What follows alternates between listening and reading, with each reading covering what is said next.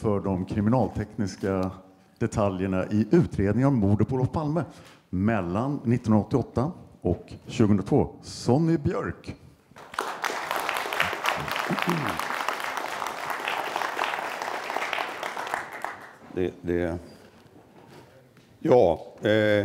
Åtminstone vad det gäller vapen, ammunition och ballistik. Men som sagt, jag var ju på brottsplatsen på morgonen när det hände. Jag har ju jobbat med det här hela tiden under den här perioden. Och har ju fortfarande får in lite information och tips och så vidare på det här området. Men jag tänkte prata lite grann om vad det finns för bevisning i det här fallet egentligen. Och vad som man kan granska, hur den funkar där. Vad man kan granska i det här egentligen. Och bevisning som innehåller åtminstone någon form av fakta i sammanhanget. Och om vi då börjar med kulorna kan man ju säga att det är ju fakta i sammanhanget. Och det är ju kulor som har en blykropp och som har en hårdmetallspets. Och vad finns det för bevisvärde i de här då? Ja, det är klart, man har ju kalibern, men man har ju också bomspår på kulorna och framförallt då uppe i den här hårdmetalldelen. Blykärnedelen är ju ganska förstörd. Och den ser ändå sämre ut på baksidan här. Men det finns ju spår så att säga i själva hårdmetallen som då visar antal bommar och räfflor, bombredd, räffelstigning och vridning och så vidare. Och det kan man ju naturligtvis använda, och även detaljerade spår i de här bomspåren kan man ju använda för att härleda så att säga till ett specifikt vapen i bästa fall. Vi hittade ju så att säga inga hylsor på brottsplatsen, och av den anledningen så drog vi ju slutsatsen om att det här är ju sannolikt en revolver det är skjutet med. Och bomspåren på kulorna då indikerade ju också en räffling som stämmer överens med revolvrar i 9 mm kaliber då. Om vi tittar på vapen så har vi då en Smith & Wesson i kaliber .357 Magnum. Och det är ju spår så att säga i pipan, det är det enda vi kan använda. Eftersom vi inte har hylsor, då har vi inga tändspetsintryckningar och andra spår som vi kan använda oss av att försöka identifiera ett misstänkt vapen.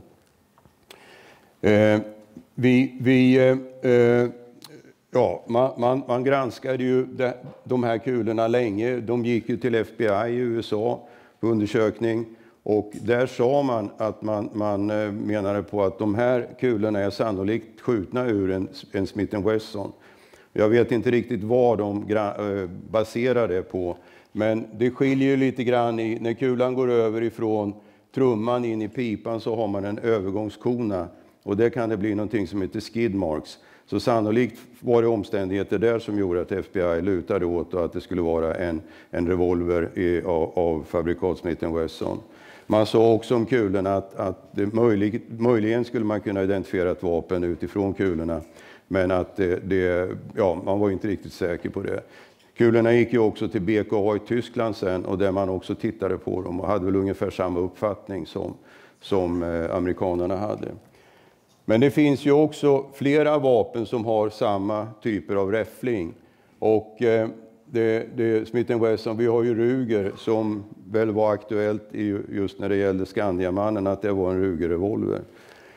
Och Taurus, de här är ju kopior av Smith & Wessons patent. När patentet gick ut så kunde de här också tillverka vapen i samma utformning, samma system så att säga. Så att man kan inte helt utesluta annat vapen än Smith & Wesson i sammanhanget. Och vad kan man då använda för metoder att knyta de här kulorna till mordet på Olof Palme och skottet mot Lisbeth Palme? Ja, när man tittade på blyisotopsammansättningarna i kulorna här, eller blyisotopsammansättningen, jämförde det med blyet på bland annat Olof Palmes rock då, så visade det sig att man har samma blyisotopsammansättning, men det innebär ju att kulorna kommer från samma blysmälta. Och man gör ju stora blysmältor och tillverkar kulor. Och det är inte bara 357 Magnumkulor som har tillverkats då utifrån de här blysmältorna.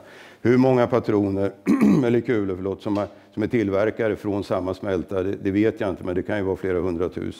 Det beror ju på hur stor den blysmältan är. Så det säger ju bara att det kan vara de här kulorna som har avsatt det här blyet på kläderna.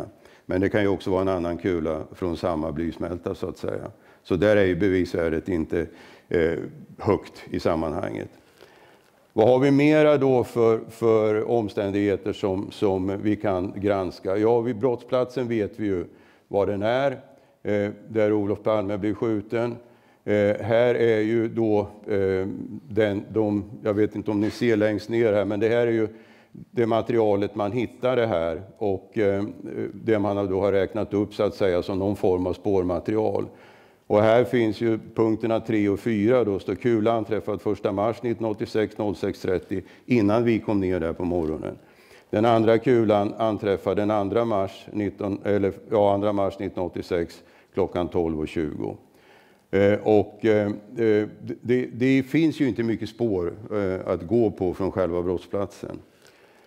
Om vi tittar lite grann vidare då på brottsplatsen så är det ju så att kula 1, den fanns ju inte med på förra bilden, men kula 1 anträffades ju på andra sidan gatan här då, på andra sidan Sveavägen. Kula 2 anträffades in till pelaren här och det var en hund som hittade den. Den var ju nedtrampad så att säga i snön.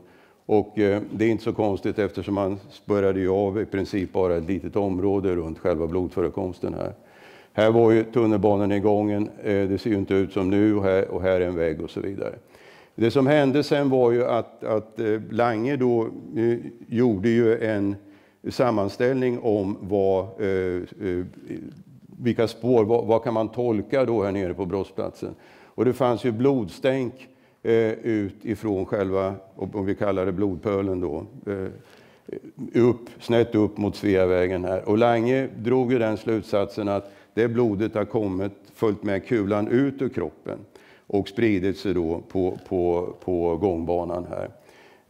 Det var han nog lite ensam om att dra de slutsatserna. Alltså om det hade varit utskottsblod så skulle det ha varit en tratt. Alltså det skulle varit smalast vid själva, ju närmare skottskadan och bredare bortåt så att säga. Så att det här är ju snarare att eftersom skottskadan åstadkom skada på aortan, luftstrupen och så, att det är sannolikt så att det är frustat blod som från Olof Palme är.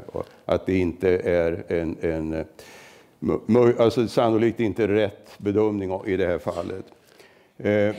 Så att det är ju en teori han hade då. Men om man då går till själva obduktionen som är fakta i sammanhanget, då ser man ju att den här skottskadan då, ingångsskadan i ryggen, är 1,5 centimeter till vänster om medellinjen i ryggen. Alltså om man tänker sig en medellinje rakt igenom. Så till vänster om medellinjen så har kulan gått in och den går ut då,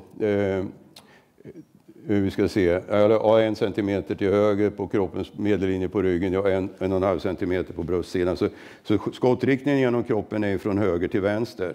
Det som Lange visade på var ju från vänster till höger så att säga stängt bilden ut. Så att den här skottriktningen genom kroppen avviker ju så att säga åt andra hållet då. Och den är också en fallande vinkel om man tittar på ingångshålet och utgångshålet så får man då en vinkel på 9 grader. Alltså så 8 grader från höger till vänster och 9 grader neråt i sammanhanget där.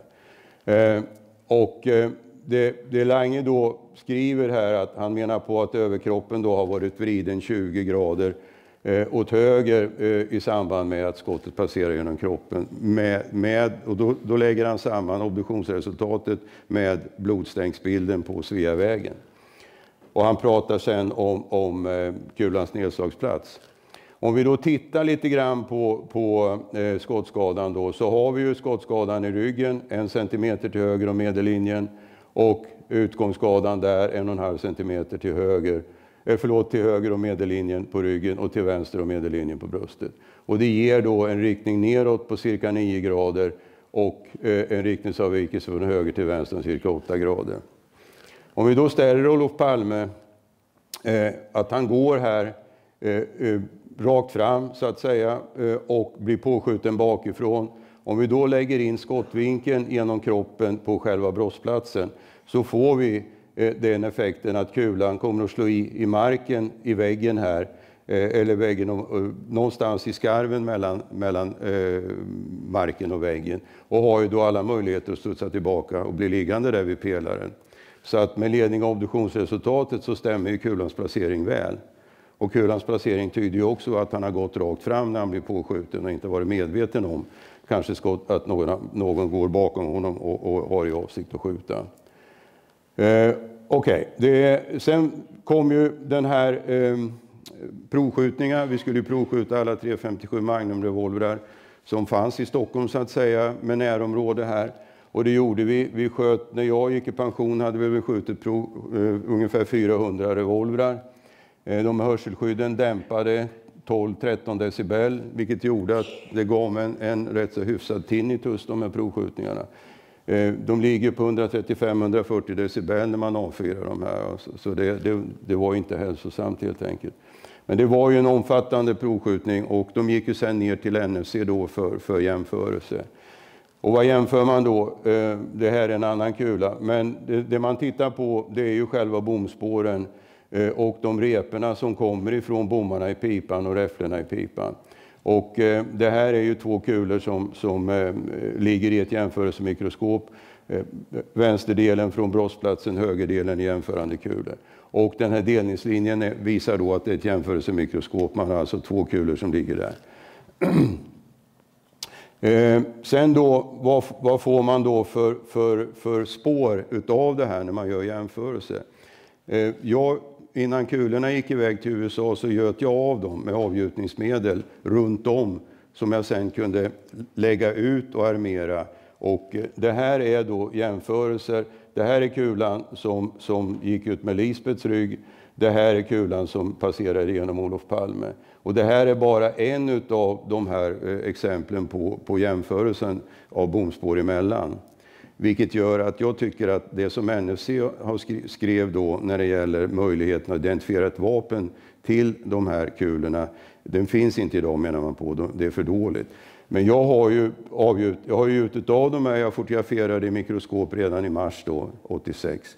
Och jag har ju pratat med dem och sagt efter den här skrivelsen att jag har material som ni borde titta på och se, kan det vara så att det ändå skulle gå att identifiera. Och det är ju flera bomspår som stämmer överens med hyfsat bra repor och så vidare.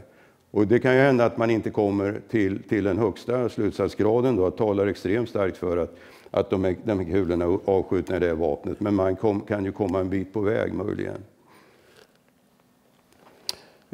Det finns ju då intressanta vapen i sammanhanget. Och där man har tittat på det Mockfjärdsvapnet har vi undersökt. Det var ju så pass illa åtgånget så att det kan man inte då komma fram till, få någon slutsats och vidare i sammanhanget. Och Suxdalsvapnet är ju någonting som man har talat om också, som inte är anträffat. Och vi har ju flera revolvrar som kan vara intressanta i sammanhanget, där ägaren då inte har dykt upp och låtit sitt vapen provskjutas. Det finns ju några stycken, och bland annat en bekant som nämndes tidigare här, och Christer A och hans vapen så att säga. Så det är ju omständigheter i det här som är besvärande naturligtvis, när man inte kan få möjlighet att provskjuta vapen som är intressanta. Det här, vi pratade om Sherlock Holmes förut, så lite kul. Men det här är ju, jag har inga fakta ännu. Det är ett kapitalt misstag att teoretisera innan man har fakta. Omedvetet börjar man förändra fakta att passa till teorier istället för att få teorierna att passa till fakta. Problemet är när man har en sån här förundersökning som Palmemordet, där det finns väldigt lite bevisning. Och generellt sett kan man säga att då brukar man övertolkar gärna den bevisningen som finns. Och man kommer att få luckor emellan de här faktadelarna i en beviskedja. Och de här luckorna fyller man ju gärna upp med teorier och spekulationer. Och det har blivit ett bekymmer i det här fallet tycker jag, eftersom att man har ju många gånger man har riktat in sig på vissa objekt och sen har man drivit förundersökningen som om det här skulle kunna stämma. Och det kan man förstå när man har lite bevisning och det är svårt att binda en gärningsman till själva bevisningen. Hittar man ett vapen som jag var inne på så säger ju inte det i sig att man ska ha in en person då så att säga nere på brottsplatsen också som avfyrar det här vapnet naturligtvis för att få någon form av bindning, gärningsman till skjutning, till offer och så vidare. Uppsåtet är det ju inga problem att styrka i det här fallet. Jag har en annan fundering när det gäller det här. Jag tror att skytten här har trott sig skjuta båda skotten mot Olof Palme. När han skjuter första skottet så dråsar ju Olof Palme ihop. Man skjuter ju av centrala nervsystemet vilket gör att han har dragit med sig Lisbeth ner. Om man tittar på skottskadan genom Lisbeth Palmes kläder så ser man att hon har varit framåtböjd. Om man sen ser kulriktningen och vad kulan träffade igång banan och så vidare. Så att min uppfattning är att även andra skottet tror han att han skjuter emot Olof Palme. Han avfyrar en revolvern, det blir en mynningsflamma, den smäller ganska rejält. När han sen tittar upp ser en rygg till och skjuter mot den. Ovetandet om att det är Lisbeth Palme. Det är en fundering jag har i sammanhanget. Den kan vara fel men man bör ju beakta det också. Vi har ju då konfrontationen som, jag var ju med där hela dagen när vi gjorde de här olika grupperna. Jag blev inte utpekad, inte där i alla fall. Men det är ju också en väldigt, vad ska vi säga, olycklig omständighet att man inte lyckades övertala Lisbeth Palme att komma till polishuset och titta på den här konfrontationen live så att säga, utan förkunskaper, utan att Jörgen Almblad och Solveig Ribendahl har talat om för henne att det är en alkoholist från Sollentuna som är misstänkt. Liksom, de trodde ju inte på det här överhuvudtaget. Sen pekar hon ju ut Christer Pettersson då när de är nere på var det nere i Gamla stan, var det Kommerskollegium eller någonstans. De körde de här visade videobilderna, hon pekade ut honom och då blir det ju naturligtvis en katastrofal effekt utav det. Som sagt var att det var mycket som gick snett i det här. Och den här konfrontationen har ju också fått mycket kritik efteråt. Man ser vem som är alkoholist. Ja, det kan man göra, men det finns fler än en alkoholist, inte på de här bilderna. Nej. Han är idrottsinstruktör, Jocke Nolsjö, tyngdlyftare, var med och tävlat i OS och det där är en kollega.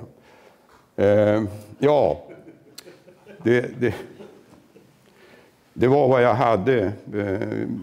Vi hade ju begränsad tid så jag visste inte hur mycket material jag skulle hinna gå igenom. Så att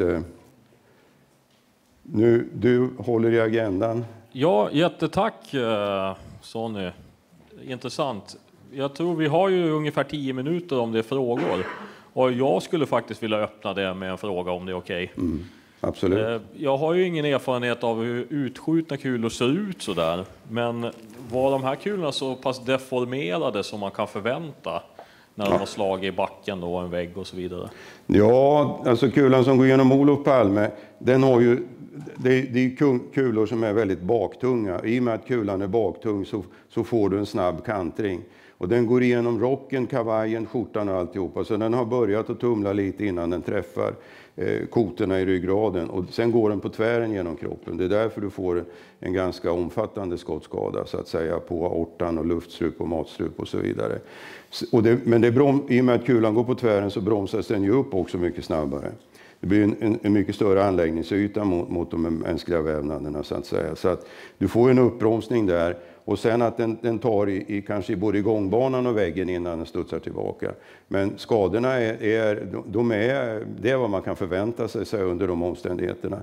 Den kulan som skjuts ut med ryggen på Lisbeth Palme, där säger ju vittnen så att säga, och om man kan inte alltid lita på vittnesuppgifter, att de ser att kulan träffar i gångbanan ut mot körbanan då. Sen har den ju då rikoschetterat över på andra sidan och sannolikt träffat väggen där någonstans och sen ramlat ner och blivit liggande på gångbanan. Och även den har ju skador som är rimliga i sammanhanget. Det beror lite grann på vad den har träffat i väggen där på andra sidan också. Så att enligt min uppfattning så är det inga konstigheter runt kulorna, vare sig vad det gäller skador eller placering. Ja, tack så mycket. En till bara. Tycker att det var ett misstag att fokusera på Smith & Wesson revolver bara? Nej, men det har man inte gjort. Man har ju provskjutit alla 357 Magnum-revolver som har de här bom- och FL-data. Och det var ju var det 6 stycken tror jag som jag räknade upp. Så att alla de har Ruger och alla de här. De andra är ju ganska ovanliga, men det har provskjutits av alla typer. Sen var ju begränsningen 357 Magnum. Man gick ju inte vidare med 38 då, kaliber 38. Det är samma patron fast det är lillebror till 357 Magnum då, 38 special. Hur kommer det sig att det är 2 hål i slipsen? Varför blir utgångshålen så små? Alltså slipsen är ju någonting som kan fladdra och ha sig. Va? Så att, det är ju svårt att... sen vet man ju inte om det är kulorna som har gjort hål i slipsen. Det följer ju med benfliser och annat ut också genom skottkanalen. Så det kan jag faktiskt inte svara på. I jackan på Lisbeth är kulhålet 4 mm. Kulan är 9 mm. Ja, men det är alltså... När det gäller flexibla material så du kan inte mäta skotthålet i tyg och säga att här kan inte en 9 mm kula ha passerat. Jag har ju undersökt de här kläderna och vi har inte kommit fram till att det är någonting som avviker i sammanhanget så att säga. Varför hittar man inte kulorna på en gång? Ja, den första hade man ju hittat redan innan vi kom ner. Den andra hittade vi inte när vi gjorde brottsplatsundersökningar och det är klart att det är ju inte bra. Men vi hade ju metallsökare och vi sopade upp allt löst material det sista vi gjorde i säckar och smälte ner och så vidare. Men den kulan var ju nedtrampad i snön och där när vi hade metallsökande pip ju överallt, det är ju metaller överallt så att säga i sammanhanget. Men det var någon mer här som hade någon fråga. Ja.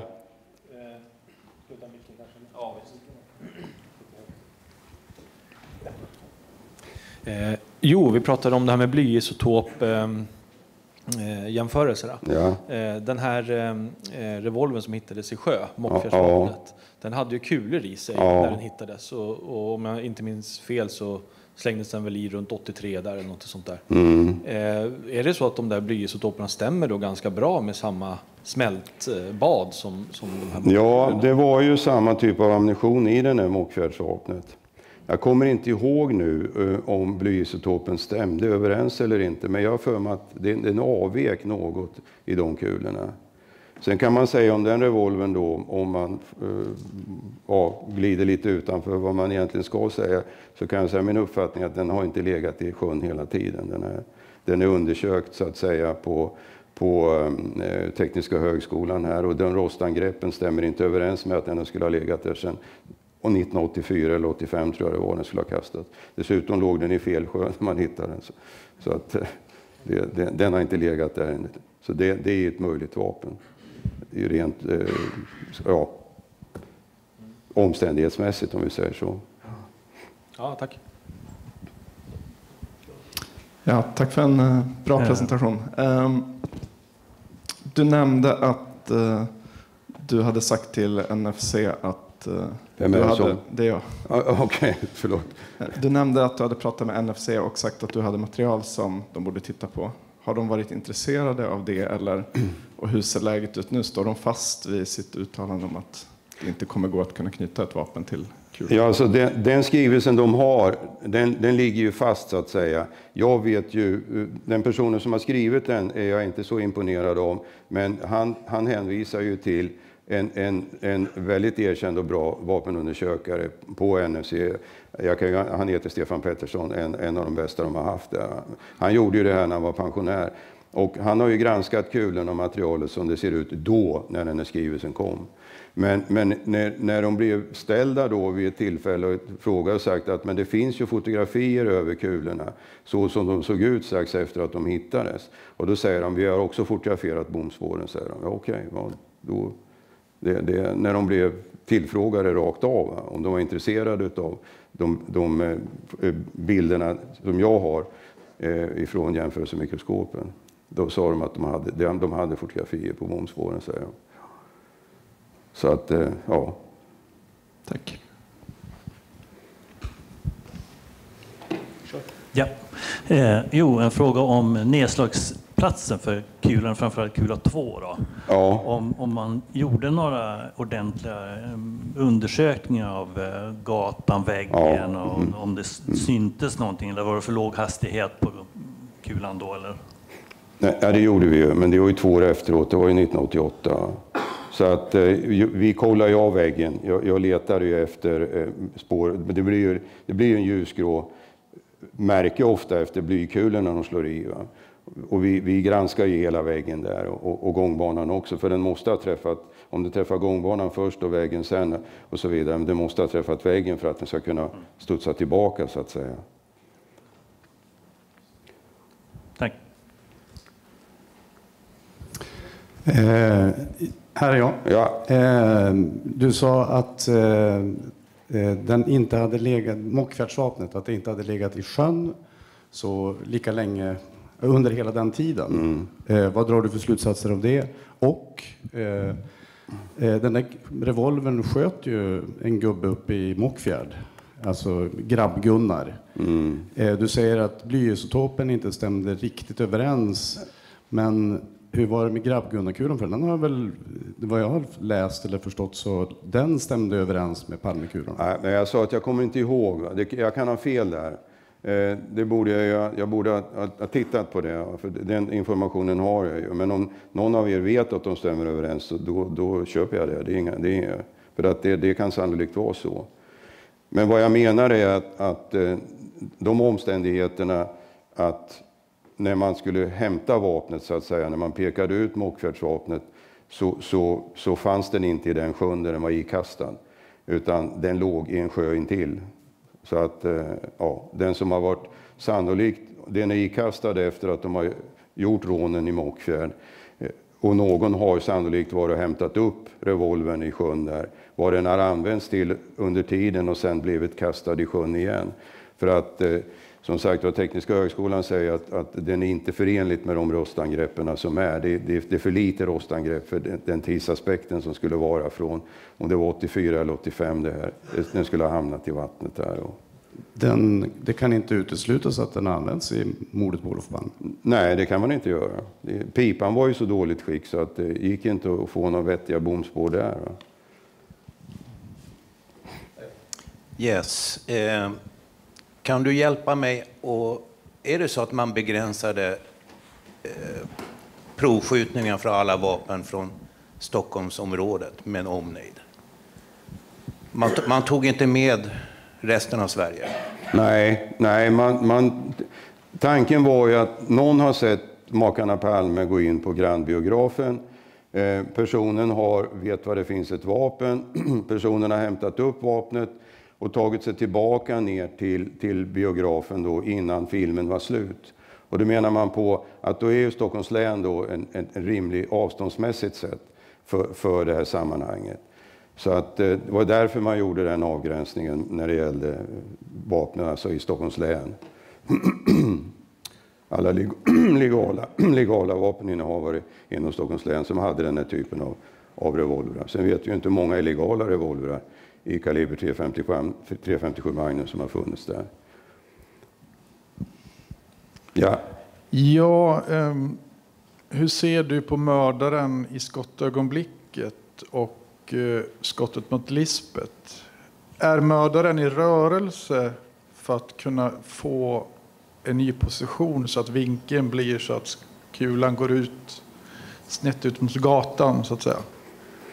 Förstår du vad jag menar? Ja, jag förstår vad du menar. Hur har du tänkt omkring det? Ja, det är svårt att avgöra i och med att det enda vi har när det gäller skottet mot Lisbeth, det är ju skottet igenom kläderna och att hon då själv beskriver att hon blev neddragen.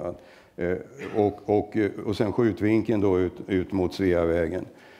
Om gärningsmannen har rört sig där eller inte, det är ju väldigt svårt att avgöra. Men det kan han ha gjort, men det kan också vara att han skjuter från samma ställe. För om du skjuter först och sen när du tittar upp nästa gång så ser du ser en rygg, och det är ju inte svårt att rikta om då och skjuta mot den ryggen du ser framför dig. Så att om personen har rört sig, förflyttat sig eller inte, det kan man faktamässigt inte fastställa med ledning av de alltså skottskadorna genom kläderna och var kulan anträffades. Så det kan jag inte besvara.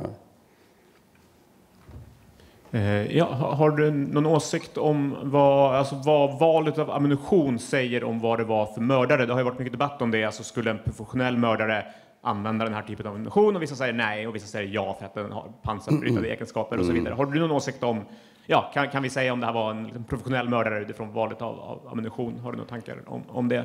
Ja, alltså om vi säger att Olof Palme har haft en form av kroppsskydd, så är ju det här en penetrerande ammunition. Så att den slår ju lättare igenom ett kroppsskydd än vad en vanlig helmantelkula gör. Den är ju avsedd egentligen för att slå igenom bilplåt och annat. De där. Så att det kan ju vara så att skytten har valt den ammunitionen med den tanken. Det kan också vara att det var den ammunitionen som var tillgänglig rent slumpmässigt. Sen kan man säga att om man skulle haft en professionell skytt, så hade nog min uppfattning att då hade han blivit skjuten i huvudet i så fall. För den här skottskadan, om den hade varit så 3-4 centimeter längre till höger till exempel, när man tittar på ingångshålet, då hade det varit överlevnadsbara skador. Nu att det tog aortan gjorde ju att han förblödde ju ganska snabbt så att säga.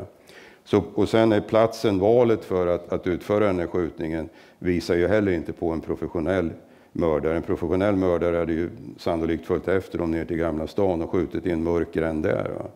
Så men visst, valet av ammunition kan ju vara rätt om man tänker sig att det finns ett kroppsskydd med i spelet så att säga.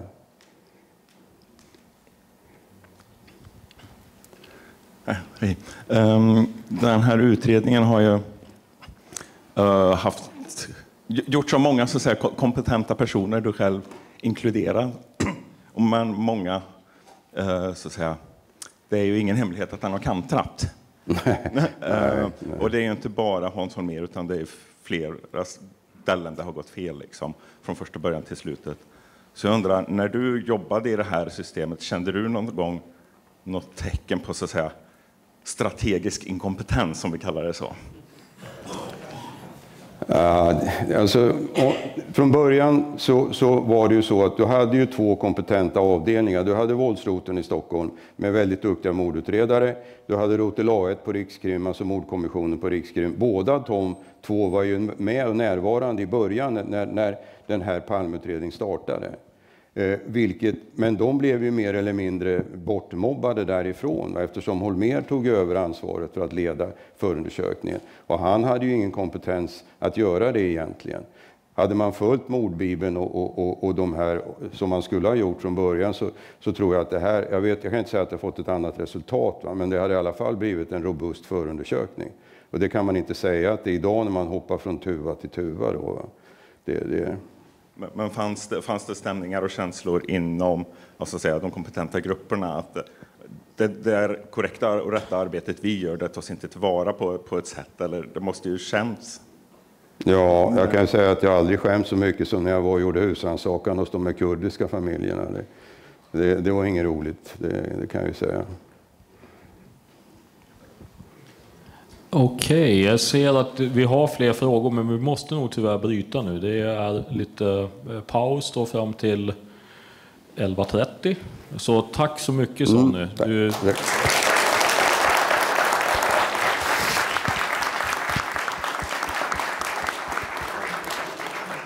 Det kommer ju